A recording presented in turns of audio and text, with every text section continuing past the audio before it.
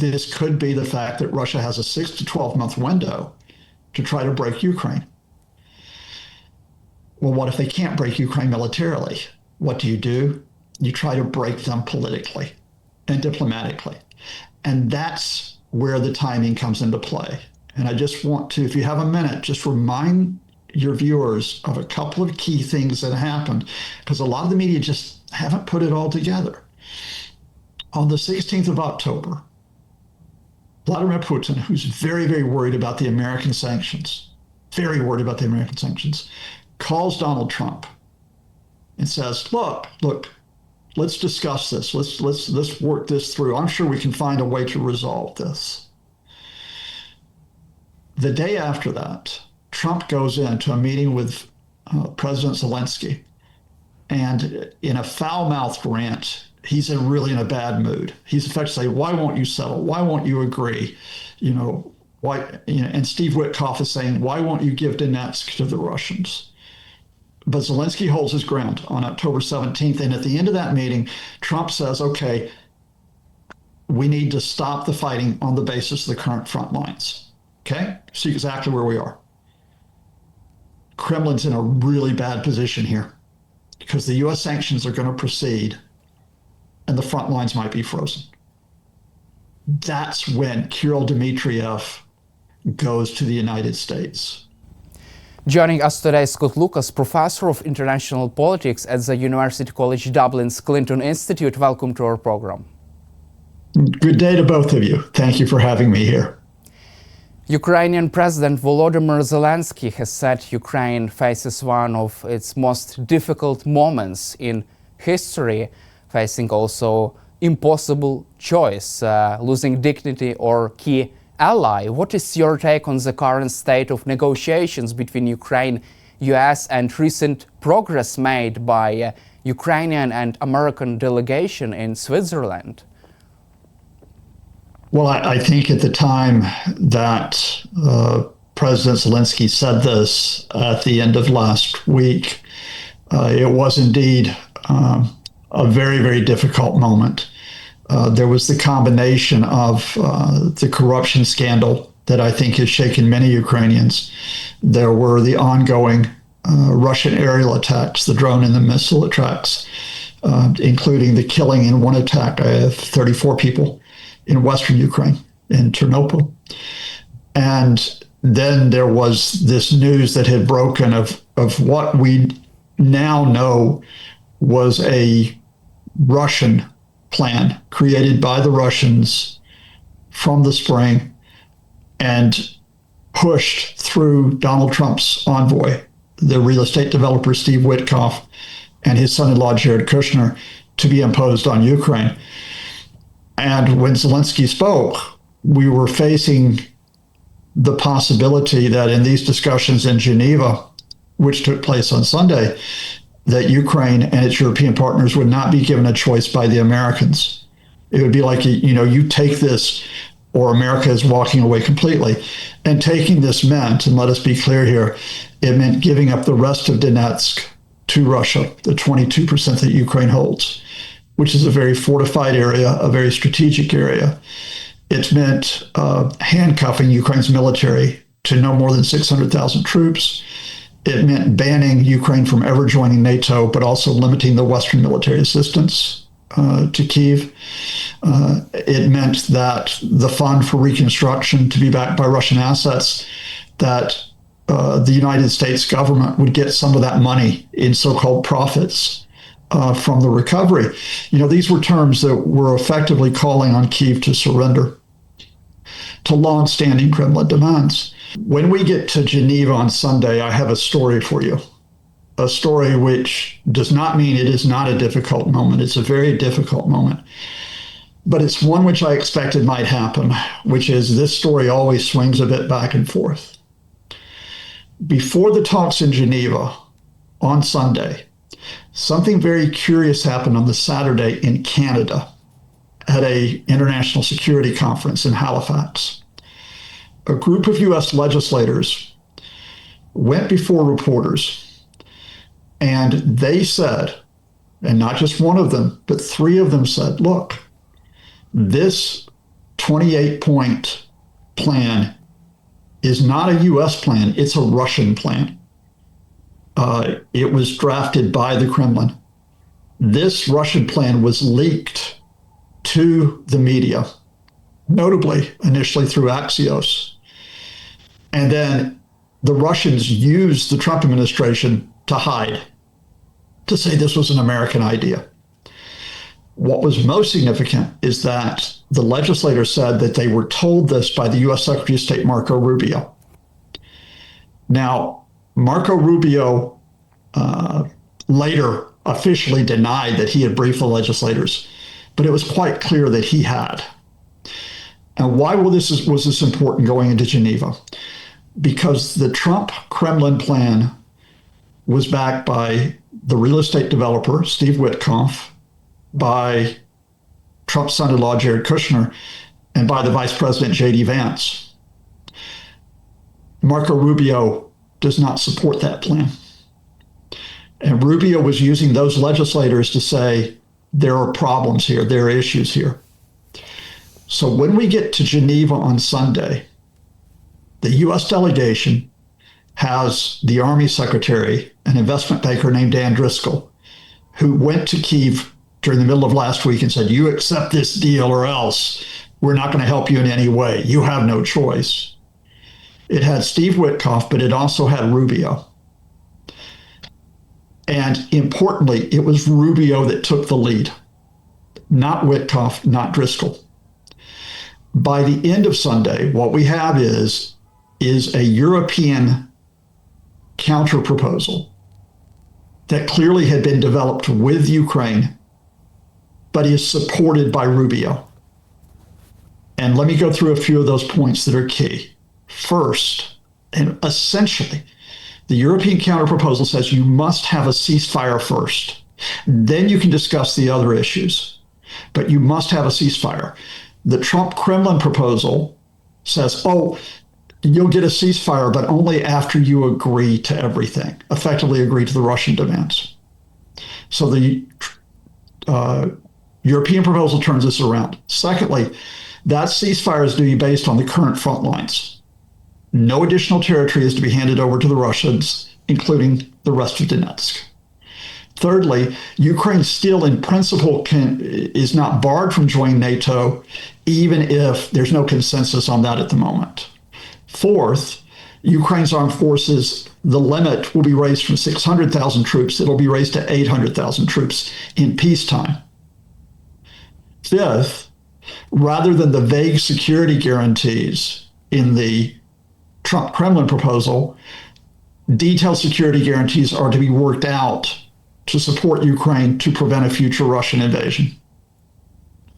And sixth, while Russia can have the sanctions lifted, and while they can eventually rejoin the G8, this must only come after they establish compliance with the agreement. They don't just simply walk back into the G8 as if nothing happened.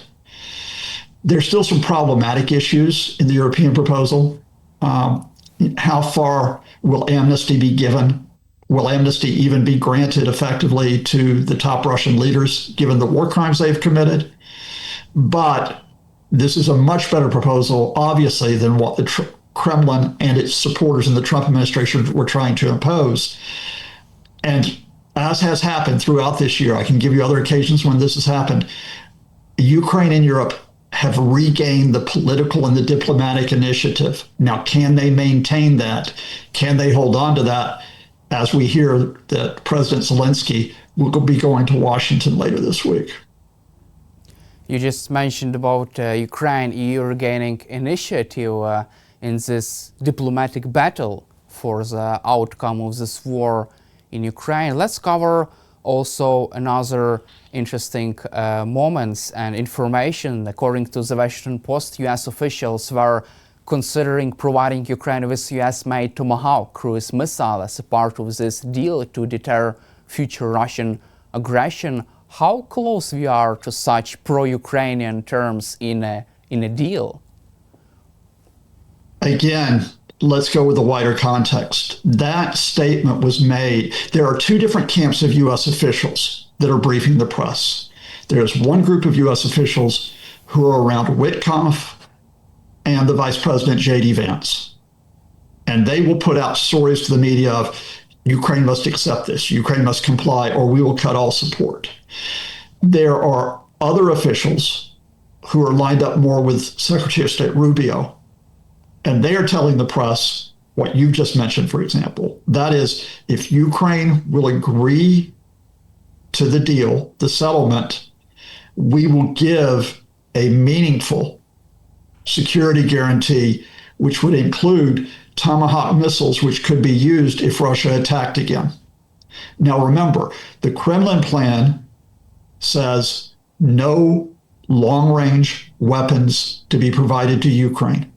That includes the Tomahawk. These U.S. officials who don't like that Kremlin plan push back and say, no, if we get a settlement, Ukraine will have the Tomahawks or could have the Tomahawks to strike. So this is going to be an ongoing battle within the administration, and it's going to be one which will not be resolved in the next few days. I want to go back to the topic of the European plan for Ukraine, because as you already mentioned, and we know that from some sources from Bloomberg, that Ukraine and its European allies insist that discussions about any territorial swap can only take place only on this current front line. And from your perspective, how realistic is this plan for Ukraine and even more interesting for Russia? I think what you're asking me is it possible that the Kremlin would accept a ceasefire based on the current front lines? And I think the answer up to now has been no. I mean, we had this proposal for a ceasefire based on the current front lines in the spring. It was repeated in the summer. Every time when Vladimir Putin felt like he was being pushed to accept it, his response was not only to reject this by saying the root causes of the conflict, it was to unleash missiles and drones on Ukraine. Well, we are back there again. So I think the question is not, will the Kremlin accept a ceasefire based on the current lines?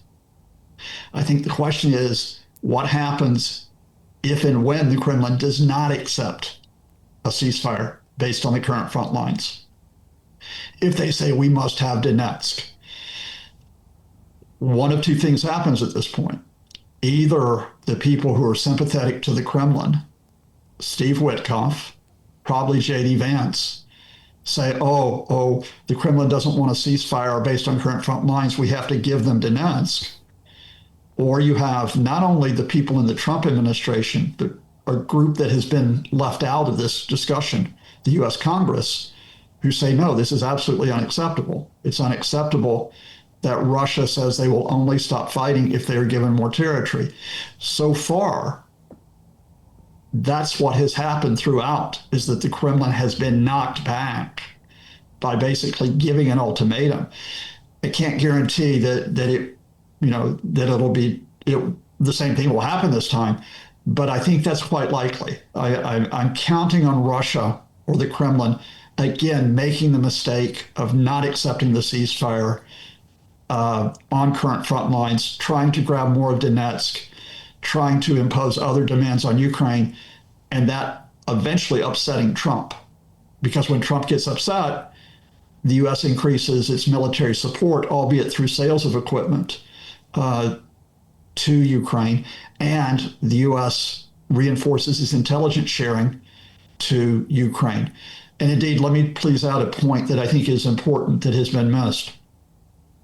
When the group working with the Kremlin in the U.S., Witkoff, probably Vance, when they were trying to force Ukraine to accept this last week, they said, U.S. intelligence sharing is being cut off with Ukraine. U.S. logistical support is being cut off with Ukraine. It was very important over the weekend that the U.S. legislators, backed by Marco Rubio, said, no, this is not true. the U.S. continues to share intelligence with Ukraine. It continues to support Ukraine. And I think that situation will continue. I think at this point that Witkoff and Vance have tried their hardest working with the Kremlin to push this through, and they have not succeeded. Another question about Trump's plan, because as you said, Russia will not agree on European plan definitely, because there is not only a ceasefire but also many points that will not please Russian position and Kremlin. I'm curious whether do you think Russians actually can agree to a Trump's proposal, and as you already mentioned, and it's also interesting to cover the role of Russians in creating this plan, because from some information from media we know that Dmitriev also had an impact on this 28-point plan for Ukraine. Yes, the Kremlin can agree to Trump's plan because it's not Trump's plan, it's their plan. I must emphasize this because I've seen some analysts come out and insist, no, this is the U.S. plan, it must be the U.S. plan. It's not true. Christo Grozev, who's a very good investigative journalist, saw a copy of the plan that is from the spring. It had 30 points in it. 2 of them were omitted in the later draft. I'll leave that to the side for the moment. But the fundamentals in that 28-point plan that showed up at the end of October, so several months later, were there in the spring. And the reason why the Kremlin could accept their own plan is for a few reasons. One is they get Donetsk, they get all of Donetsk, and it is quite clear that that has become the Kremlin's focus. They're not going to be able to conquer all of Ukraine. They have to accept that some of Ukraine still remains free. They're not going to be able to take all of Kherson and Zaporizhia. They just don't have the leverage to do that. But they want to get de facto recognition of Crimea, the part of Kherson and Zaporizhia they hold, and they want all of Donetsk, and they want legal recognition. That's interesting that in the 28-point plan, it doesn't say de facto recognition of Russia holding Donetsk. It's legal recognition that this is Russian territory. So that's the first thing that they want. The second thing that they want is they want to keep Ukraine militarily weak. So they put the cap on Ukraine's armed forces at 600,000 troops. That gives Russia already a 4-to-1 advantage in terms of manpower. They restrict the Western military assistance that Ukraine can get. That gives Russia almost a permanent superiority in terms of equipment on the air and in the ground. And then thirdly, they get to come back into the international community like nothing happened, like there was no aggression. They get to come back into the G8. They get to come back with the sanctions lifted. And the tip-off that this was Kremlin playing to the Americans is that more than Donald Trump being pro-Kremlin, Donald Trump wants to make money. And so the first clause to pay attention to is that the frozen Russian assets, which Europe holds, of course, is that these would be used not just for Ukraine's reconstruction, it would be for Ukraine to give money to the U.S. in so-called profits. And secondly, that in exchange for any security guarantee, Ukraine must compensate, or Ukraine or someone on Ukraine's behalf must compensate the Americans. They have to pay the Americans to provide the security guarantee. That's playing to Trump's idea as a businessman. I have to make money out of this. Ukraine security, that's secondary. Europe's security, secondary. I have to make money. And the Kremlin knew that, because ask yourself, who was the key Kremlin advisor who pushed the plan? Kirill Dmitriev. Why is that important? First of all, Kirill Dmitriev, formerly head of Russia's Sovereign Wealth Fund. He has been around for many years. Initially, he was supposed to try to get Western investment into the post-Soviet Russia. Didn't do well with that, but he got Gulf money into the post-Soviet Russia. Kirill Dmitriev, at the start of 2017, before Donald Trump was inaugurated, met Donald Trump's people, specifically the Blackwater mercenary Eric Prince. He met him in Mauritius to establish a back channel between the Kremlin and Washington to talk about political and economic deals, political and economic interest. Dmitriev has been working with the Trump camp for almost 9 years, and possibly even longer than that. That was the Kremlin's play, is we're going to get the Trump people to accept this plan and to push it on Ukraine, but we're going to pretend that it's a U.S. plan. That's where we are. Let's also cover interesting editorial by the Washington Post by David Ignatius. I read that yesterday, probably morning, and the question still remains open. Would Vladimir Putin be able to sell even such a deal to the Russian people? Because Russians have suffered more than 1 million casualties, dead and wounded, and Russians, according to the Washington Post, might ask the question, was this fight worth it, right? Was this worth it? And was this deal worth it? So from your perspective, is Vladimir Putin ready for this post-war scenario, even if he at some point in the future or in the nearest future would agree with such Trump's plan on Ukraine or on better version? I mean, that's a really interesting editorial, because David Ignatius, who I've read for 30 years, is very, very close to people in the State Department. He always has been close to State Department.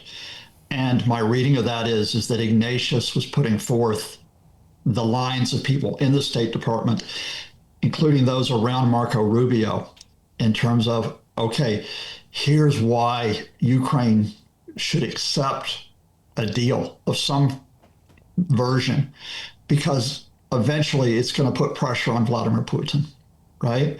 Now, that Ignatius editorial was not saying that Ukraine should accept the Trump Kremlin proposals. It was saying that Ukraine needs to accept some type of alternative or revised version of those proposals. And this is the short-term versus long-term argument, which is that in the short term, Ukraine is going to have to give up quite a bit. It's going to have to give up the territory that Russia occupies. It's going to have to accept that for the foreseeable future, it cannot join NATO. It's going to have to accept that it faces quite a bit of a challenge with reconstruction and recovery. But it's saying Ukraine should accept that, because in the longer term, a stronger Ukraine can prevail, even as Russia continues to have serious issues. We can debate whether or not that's a valid point of view or one that we can accept. I mean, I've got mixed feelings about it. The fundamental for me is the signal that Ignatius editorial sent. And again, the signal was coming out of the Rubio camp, which was, don't necessarily think that Ukraine, don't necessarily think that you have to accept the Trump Kremlin proposal. Don't think you have to do that, but do be willing to negotiate. Do be willing to show that you're willing to establish a settlement here, which is exactly where we are. As we were back in the spring, as we were in the summer, we're back to the point where Vladimir Zelensky and the Europeans have got to work on Trump. They've got to work on his ego. They've got to flatter him. And in the meantime, get to the adults in the room, those people in the Trump administration who realize you cannot just simply surrender to Moscow. But I will also, to get us back to this interesting question, can Vladimir Putin really sell this to the Russian people if he agrees with Trump's plan on Ukraine or any kind of other addition of such roadmap to peace? I trying to get into Vladimir Putin's head. You could make the argument that he could go to the Russian people and talk about, we have Crimea, but of course they've had Crimea since 2014. He could make the argument they've got parts of Donetsk, as well as Zaporizhia and Kherson. They've got almost all of Luhansk. And he can make the argument that they have gained this territory and that they're not going to suffer punishment for it because they are going to have the sanctions lifted. They're going to have membership of the G8 again. They're going to get some power from the Zaporizhia nuclear power plant because of the proposal that it be under IAEA control. And I can see how Putin can present it to the Russian people, that even at the cost of well over 1 million casualties, I think we're close to 1.3 million now, that they've gotten something. And importantly, he could make the argument, we no longer have to make the sacrifices of a wartime economy for that. He could make that argument. I'm not sure he wants to make that argument. I still come back to a fundamental here. Vladimir Putin launched the full-scale invasion in 2022 because he wanted to break Ukraine. He wanted to make Ukraine part of a greater Russia. Even if part of Ukraine remained supposedly as an independent country, it would be under a government that Putin chose, possibly under Mr. Medvedchuk. Well, he didn't get that. But he still wants to get more than what he has right now. And the tip-off is that demand for all of Donetsk. Because, first of all, it means that they can make the claim to the Russian people, we've got all of the Donbass. Look, this is our victory. But secondly, you can always use that as a launch pad for another invasion. You can always use that to put pressure back on what remains of Ukraine, especially if you have other terms such as no foreign troops allowed in Ukraine, no significant U.S. security guarantee. So no, I don't think it's a question of if Putin can sell this to the Russian people right now, because I don't think Putin wants to sell it to the Russian people. I don't think he wants to accept it. That's what we come down to. And we'll have the tip-off. Look, if the Kremlin will not agree to a ceasefire this week, next week, the week after that, we know they're not willing to stop. And it comes down to what we've talked about on previous programs. How do you force Russia to stop? The cost has to be so great for Putin, has to be so great that it outweighs his personal dream of breaking Ukraine. And that means, and this was made clear by President Zelensky, it was made clear by European leaders, you have to maintain the economic pressure on Russia, and you have to hold out the possibility that there'll be expanded Ukrainian counterattacks on Russian territory. But don't you feel that recent sanctions against Rosneft and Lukoil were really harmful for Russian economy and also foreign assets of these two companies that were probably completely destroyed abroad? Could this at least compel Vladimir Putin to try to think about this way out, because he can reach a so pro-Russian deal with Trump as never before? He couldn't do that with President Biden. Don't you think that he would not have any kind of other chance to do so in the future? I think you've summarized this well. I mean, look, here's a fundamental. Sometimes aggressors issue an ultimatum not from a position of strength, but from a position of possible weakness. Because of the economic pressure on Russia, which includes those U.S. sanctions. And you'll notice that amidst all the threats on the Trump Kremlin plan this week, that nobody said that the U.S. is going to lift those sanctions in the near future. Because of that economic pressure, because Ukraine has raised questions for the Kremlin, because of the ability to hit the oil refineries, to hit the chemical plants, the petrochemical complexes, the engineering plants, the railway hubs, the ports, because of the stalling of the Russian economy, and because even with its vast amount of manpower, Russia's taken these serious casualties. I have said, I think you're looking at, this could be the fact that Russia has a 6 to 12 month window to try to break Ukraine. Well, what if they can't break Ukraine militarily? what do? You try to break them politically and diplomatically. And that's where the timing comes into play. And I just want to, if you have a minute, just remind your viewers of a couple of key things that happened, because a lot of the media just haven't put it all together. On the 16th of October, Vladimir Putin, who's very, very worried about the American sanctions, calls Donald Trump and says, look, let's discuss this. Let's work this through. I'm sure we can find a way to resolve this. The day after that, Trump goes into a meeting with President Zelensky, and in a foul-mouthed rant, he's really in a bad mood. He's effectively saying, why won't you settle? Why won't you agree? And Steve Witkoff is saying, why won't you give Donetsk to the Russians? But Zelensky holds his ground on October 17th. And at the end of that meeting, Trump says, okay, we need to stop the fighting on the basis of the current front lines. Okay? See exactly where we are. Kremlin's in a really bad position here because the U.S. sanctions are going to proceed and the front lines might be frozen. That's when Kirill Dmitriev goes to the United States. At the time when Dmitriev went to the United States in the following week, which is the last week of October, we thought it was a failed trip. He did a couple of interviews on U.S. TV that did not go very well. People in Congress were really upset that he seemed to be pushing this Russian hard line. What we didn't know at the time is that the meeting that he wanted didn't take place in Washington. It took place in Miami, Florida. That's where he met Witkoff. And that's where Witkoff agreed to push the deal with him. From a position of weakness, the Russians had a moment where they had gotten Witkoff effectively to be their water boy, to carry their proposal forward. Here we are, and you and I are now talking on November the 24th.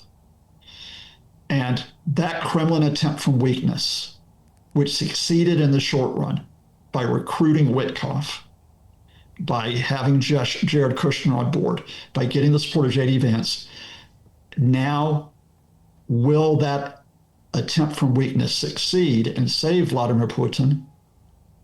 Or can Ukraine and Europe, working with others like Marco Rubio, push it back? I think the latter is going to happen. I don't like making predictions. I think the latter is going to happen. And when the Trump-Kremlin proposal is not accepted, when Putin does not get Donetsk, when he does not get a guarantee that Ukraine will not join NATO, when he doesn't get that, where's his position of strength to try to attack again? So can we say that this the most impossible part of peace plan? I mean, ceding Donbass to Russia. So without this, basically, do you think that Russia will never agree to a peace plan, any ceasefire, anything? I don't think. I can't see Putin agreeing to a ceasefire for the foreseeable future. And so I think let's take it back to where we are, because you speak to me in Ukraine, and we started off by talking about President Zelensky talking about one of the most difficult moments. I think we have to realize that Russia, not from a position of overwhelming strength, but because it has this time frame, is going to continue to try to advance in Donetsk, even though they still have not taken Pokrovsk, and still fighting goes on there. They are going to try to advance in Zaporizhia, where they've made some limited gains. So they're going to try to take some territory on the ground. So can Ukraine get support in resisting that and holding that back? I will mention, and you can help me out with this, I understand that the weather in Ukraine is not as foggy as it was a couple of weeks ago, which means it'll be more difficult for the Russians to advance because Ukrainian drones can operate much more better when the fog has lifted. From the air, with regret, I think you can expect more Russian missile and drone strikes, terror strikes. I think 4 people were killed in Kharkiv overnight, for example. We know that there were the attacks on Kyiv just over a week ago. I think you can expect, of course, further Russian propaganda that Ukraine is the barrier to peace, that it's Ukraine which is to blame for everything. We know that that is going to occur. We know that Russia will continue to try to split European support, especially trying to use Hungary's Viktor Orban to do this. But we know at the same time, and we know that Russia will continue to try to break Ukraine's energy infrastructure, which you have had to face. That has been a serious issue, with the loss of about 50 to 60% of the generating capacity at certain times. But we know that Ukraine has gotten additional commitments of support to assist the energy infrastructure, for example, from Greece last week. We know that the European Union has said that there will be further financial support, although we need to establish how they're going to use the frozen Russian assets. We know that the European Union has not stopped supporting Ukraine diplomatically. That's what we saw in Geneva. And we know that some Americans, some members of the Trump administration, do not want to abandon Ukraine. So yes, Vladimir Putin is going to continue to try to break you. But the fundamental question comes down to this. Do Ukrainian people want to be broken? As long as Ukrainian people think that this is a resistance which is worthwhile, I think they will get sufficient support so that while they realize this is going to continue, this invasion is going to continue, they realize that this does not mean their surrender. And then we probably will have to go into, I suspect the key period will probably be coming out of the winter in early 2026, which is, are we at a point then when Russia might stop? Professor Lucas, thank you for this discussion and for your insights, and Slava Ukraini. Thank you so much, Sofia. Thank you, Daniel. Slava Ukraini.